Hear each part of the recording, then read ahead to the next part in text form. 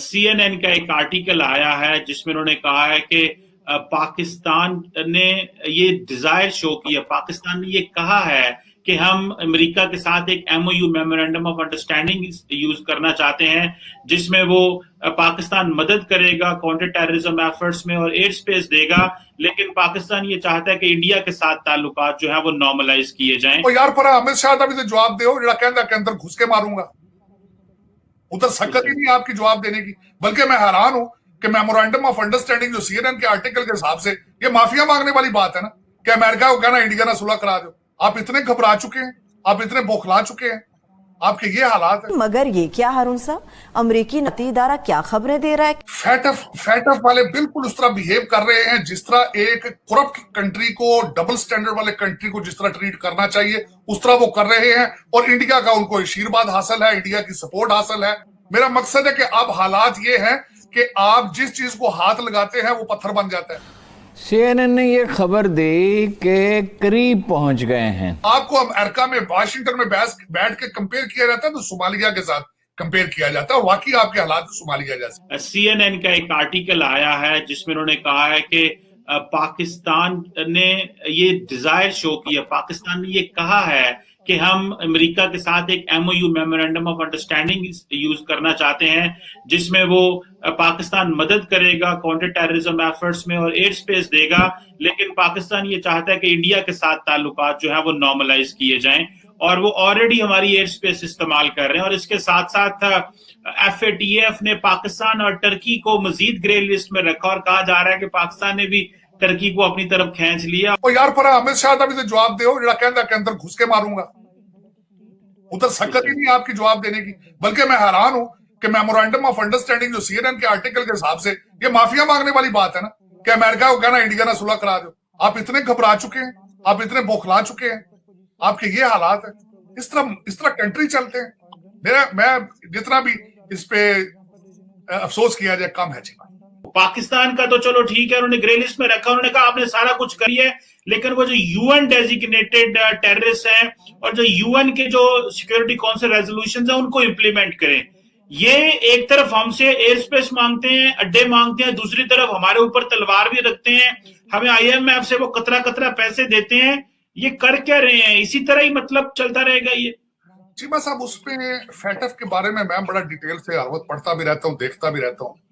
FATF वाले बिल्कुल उस तरह बिहेव कर रहे हैं जिस तरह एक करप्ट कंट्री को, डबल स्टैंडर्ड वाले कंट्री को जिस तरह ट्रीट करना चाहिए उस तरह वो कर रहे हैं, और इंडिया का उनको आशीर्वाद हासिल है, इंडिया की सपोर्ट हासिल है।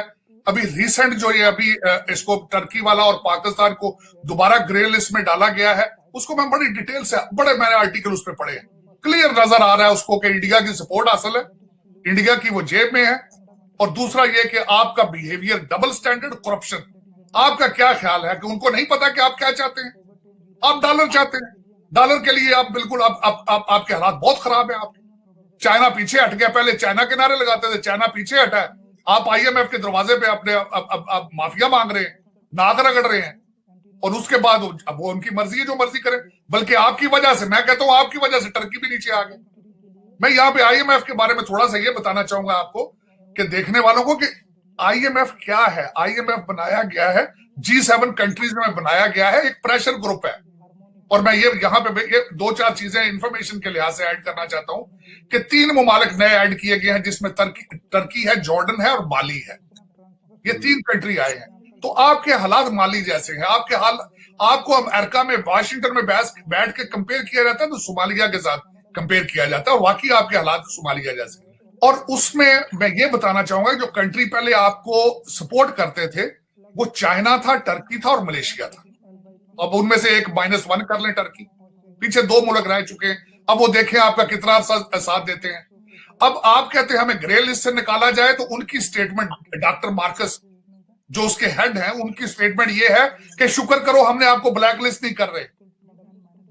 आप कहते हैं ग्रे से निकालें, उनकी स्टेटमेंट पढ़े, उन्होंने जो अपने इस सारी मीटिंग के बाद कहा है, उन्होंने कहा कि अभी हमने आपको ब्लैक लिस्ट में नहीं डाला। आप कहते हैं ग्रे से निकालें, वो आपको ब्लैक लिस्ट की तरफ फेंकना, घसीट रहे हैं, वो उधर ले जाना चाहते हैं, आप निकलना चाहते हैं।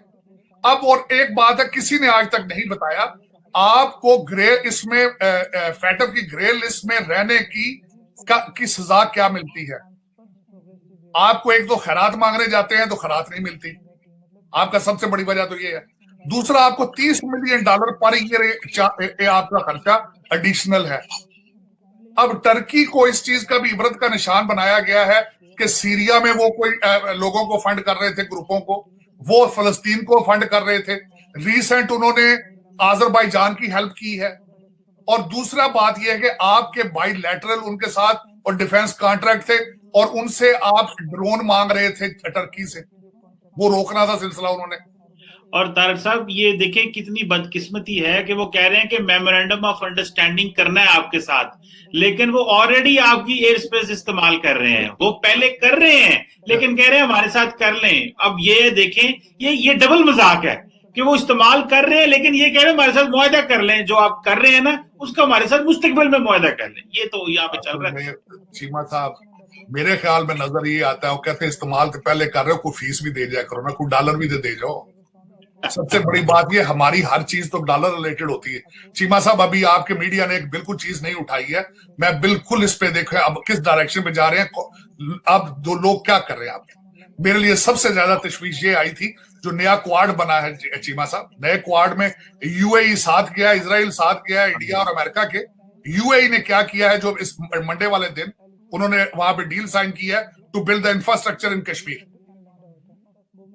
मैं दाद देता हूं उनकी स्मार्टनेस की, पूछे किस तरह। और भाई दुबई भी तो सारा इंडिया वाले चला रहे हैं, तो वो यहां आके किस तरह बना लेंगे। लेकिन नाम ऊपर दुबई का होगा, बंदे नीचे काम करने वाले सारे इंडियन होंगे। मगर ये क्या हारून साहब, अमरीकी नती इदारा क्या खबरें दे रहा है कि इत्तेफाक हो रहा है, इत्तेफाक के करीब पहुंच गए पाकिस्तान और अमेरिका, मामला क्या है?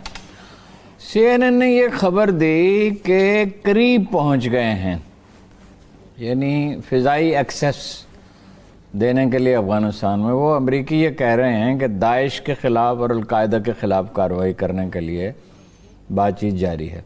वज़ारत ख़ारिजा ने उसकी तरदीद कर दी है, लेकिन ज़ाहिर है CNN जैसा अदारा तो आला तरीन सोर्सेज ही जब तक उसे न कहें तो इस तरह की खबर नहीं दे सकते। उनकी अपनी क्रेडिबिलिटी का भी मसला है